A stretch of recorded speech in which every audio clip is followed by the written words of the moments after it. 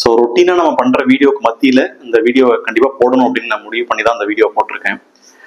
முன்னாடிலாம் நம்ம சின்ன வயசுல இருக்கும் போதெல்லாம் சம்மர் வந்தாவே இந்த வாட்டர்மெலன் கிடைக்கும், அதை சாப்பிடலான்ட்டு அவ்வளோ சந்தோஷமா நம்ம இயங்கிட்டு இருப்போம். இப்போ ரீசெண்ட் டேஸ்ல பார்த்தீங்கன்னா இந்த சோஷியல் மீடியாஸ்ல வர பல்வேறு வீடியோஸ்னால இந்த வாட்டர்மெலன் சாப்பிட்றதா இல்லையான டவுட் நிறைய பேருக்கு வருது. ஸோ அதை பற்றி கண்டிப்பாக நாங்கள் பேசி ஆகணுங்க. என்னென்ன சொல்றாங்க அப்படின்னா, அந்த வாட்டர்மெலனுக்குள்ளார கெமிக்கல்ஸ் இன்ஜெக்ட் பண்றாங்க, கலரிங் ஏஜென்ட்ஸ் இன்ஜெக்ட் பண்றாங்க, ஸோ அதனால அது உடம்புக்கு வந்து நல்லது கிடையாது அப்படின்றாங்க. நீங்க ஜஸ்ட் உட்காந்து யோசிச்சு பாருங்க. அதில் நம்ம சிரிஞ்சு வந்து இன்ஜெக்ட் பண்ணோம்னா அதை இன்ஜெக்ட் பண்ண பாயிண்ட்ஸ் தெரியும் ஒன்று. ரெண்டாவது வந்து நம்ம இன்ஜெக்ட் பண்ணோம்னா அது அவ்வளோ ஈஸியாக ஃப்ரூட் ஃபுல்லாகவே ஸ்ப்ரெட் ஆகிடாது. ஏன்னா அந்த உள்ள இருக்கிற டிஷ்யூ பார்த்தீங்கன்னா டென்ஸாக பேக் ஆகிருக்கும். நீங்கள் இன்ஜெக்ட் பண்ணாலும் ஒன்று ஸ்பேஸ் இருக்காது, ப்ளஸ் ஸ்பேஸ் இருந்தாலும் ஒரு மினிமல் ஏரியாவுக்கு மட்டும்தான் அது ஒரு அப்படியே நம்ம நிறைய இடத்துல இன்ஜெக்ட் பண்ணோம்னா அங்கங்கே பேட்சாக தான் உங்களுக்கு கலர் மாறுமே தவிர ஃபுல் ஃப்ரூட் மாறவே மாறாது. அது இன்ஜெக்ட் பண்ண இடம் வந்து ஒரு மாதிரி அழுகி போன மாதிரி இருக்கும். ப்ளஸ் அந்த வாட்டர்மெலன்லாம் பார்த்தீங்கன்னா உள்ள ரெட்டாக இருக்கும், வெளியே அந்த தோலு கீழே ஒரு சின்ன கிரீன் ஏரியா ஒரு 1 to 1.5 சென்டிமீட்டர் இருக்கும். நீங்கள் இன்ஜெக்ட் பண்ணீங்கன்னா அந்த இடத்துல கிளீனாக தெரிஞ்சிடும் ஒரு ரெட் கலர் இல்லை அப்டார்மல் கலர் இருக்குன்னு. ஸோ அந்த மாதிரி இன்ஜெக்ட் பண்ணி கலர் கொண்டு வரதுக்கான வாய்ப்பு, நம்ம கண்டுபிடிக்க முடியாததுக்கான போறதுக்கான வாய்ப்பு ரொம்ப ரொம்ப குறைவு. இது என்னுடைய தனிப்பட்ட கருத்து. ஸோ தயவு செஞ்சு அப்படி ஒரு தப்பான எண்ணத்தை எடுத்துக்க வேண்டாம். வாட்டர்மெலன் வந்து ரொம்ப நல்ல உணவு. அது வெயில் காலத்துக்கு பார்த்தீங்கன்னா நீர் சத்து நிறைய கொடுக்கும். விட்டமின் சி, லைகோஃபின் போன்ற ஆன்டி ஆக்சிடென்ட்ஸ் நிறைய இருக்கு.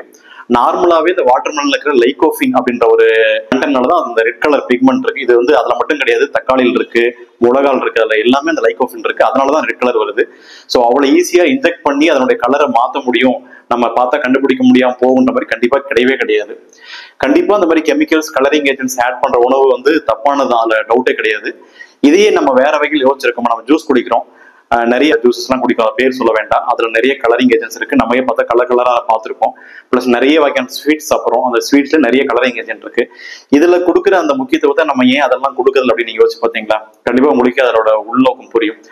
உங்களுக்கே தெரியும், நம்ம நாடு வந்து விவசாயத்தை பேஸ் பண்ண ஒரு நாடுனாலும் ரைட் ஃப்ரம் அந்த விதைக்கிறதுல இருந்து அது மழை இல்லாம போறது, தண்ணி இல்லாம போறது, அதனோட வேலைக்கு ஆள் கிடைக்காம போறது, வளர்ந்து வரும்போது ஏற்படுற பாதிப்புகள், இதெல்லாம் தாண்டி ஒரு உணவுப் பொருளை வந்து மார்க்கெட்டுக்கு கொண்டு வந்து சந்தைப்படுத்தி அதுல வர ஒரு சிறிதளவு வருமானத்தை நம்பி வாழ்க்கையை ஓட்டலான் இருக்கிற விவசாயிகளுக்கு இது வந்து ஒரு பேரிடியா இருக்கு.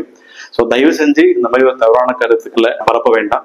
ஸோ வாட்டர்மெலனை தைரியமா எடுத்துக்கலாம். அந்த மாதிரி நீங்க நினைக்கிற மாதிரி கலரிங் ஏஜென்ட்ஸ் ஏற்படுவதற்கான வாய்ப்பு ரொம்ப கம்மி. இது என்னோட தனிப்பட்ட கருத்து. அப்படி ஏற்பட்டிருந்தாலும் கண்டிப்பா உங்களால கட் பண்ண போதே உங்களால அதனுடைய டிஃபரன்ஸை பார்க்க முடியும்.